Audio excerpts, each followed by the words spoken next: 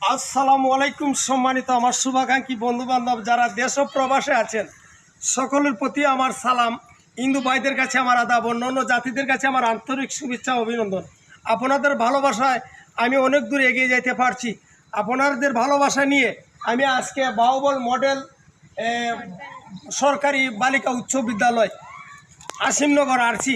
এই যে দেখেন আপনাদের সামনে ছাত্ররা, এরা সাধারণ একটি গিফট নিয়ে আসছি। সকল বন্ধুবান্ধব দোয়া করবেন যাতে আমি সকল বন্ধুবান্ধবকে ভালোবাসা দিতে পারি। আর শিক্ষা জাতি মেরুদণ্ড, আমি প্রত্যেকটা জায়গায় যাতে আমার বন্ধুবান্ধব যে যেখানে আছেন সকলের অবদান নিয়ে আমি এই স্কুলে এবং মাদ্রাসায় এবং মসজিদ মক্তবে সবারে দিতে পারি। নেন সবাই একটা একটা নেও, আমি সবারই দিব। আপনারা দেখেন বন্ধুগণ, এই হচ্ছে আপনাদের ভালোবাসা। আপনাদের ভালোবাসায় আমি অনেক দূর এগিয়ে যেতে পারছি। আশা করি সবাই বেশি বেশি করে আমাকে সাপোর্ট করবেন। আমি জানি এই ধরনের মানবতার কাজ জানো বেশি বেশি করতে পারি।